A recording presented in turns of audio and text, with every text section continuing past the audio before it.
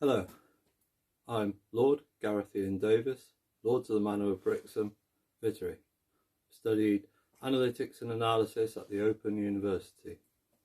Today, I would like to speak about NATO's 2% GDP action plan. First, I'd like to discuss how the 2% GDP is completely unsuitable for the job. It's impossible. You can't do anything with it. It's like somebody has pulled the wools over your eyes as leaders. It's an incomplete impossibility. This is why America's never paid 2%, because it's just a way of limiting everybody. So we're going to scrap the 2% GDP altogether, and we're going to put that back into your economy. But what we're going to do is take out on the national debt over between 5 and 10 years. So to build forces of 400,000 vehicles, 3 million troops, it is going to cost around 26 trillion. I understand you think this is far impossible, but that is the price today. It's not impossible. If we go between 44 European countries, it's just over 500 billion each, but obviously that wouldn't be proportional to population. So to the population, excuse me,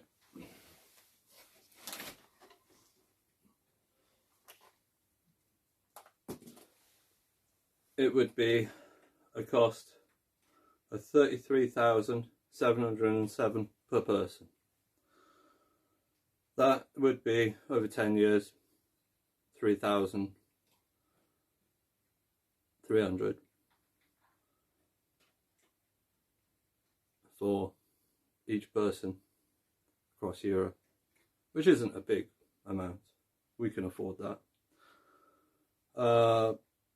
So basically we're looking at Germany forking out 2.8 trillion, France forking out 2.19 trillion, UK forking out 2.29 trillion, Italy forking out 1.99 trillion,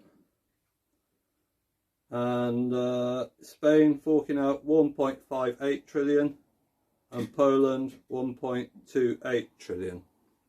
Now obviously you're thinking, this is bigger than our entire year's budget. It's impossible.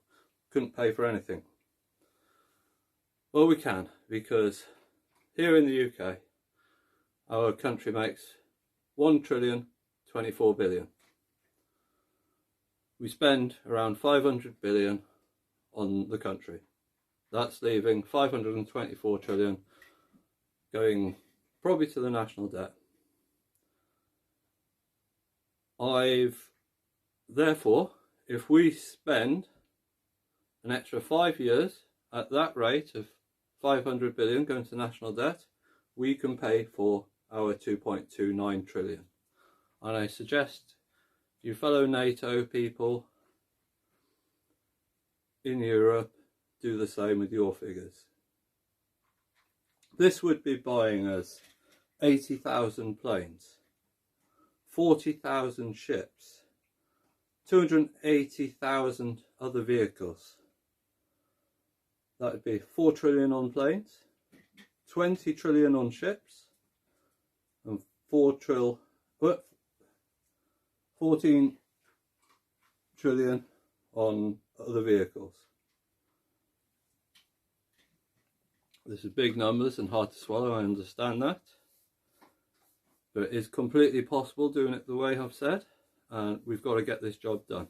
And this is the only way of doing it properly. I'm Lord Gareth and Davies, Lords of the Manor of Brixham, Vittery. Previously studied analytics and analysis with the Open University. Thank you for watching.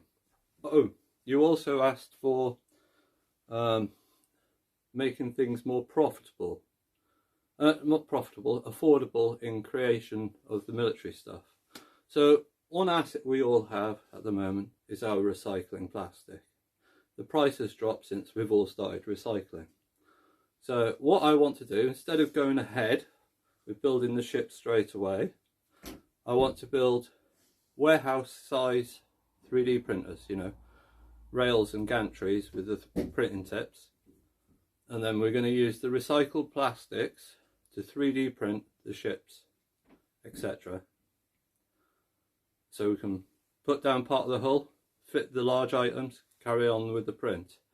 That way we're using the cheapest resource possible and the most effective way of putting a ship together. It'll be fast, efficient, and we can do it everywhere. And the cost of a gantry and some rails and a nozzle, it's not that bad. So thank you for watching, hope this helps, and have a good day.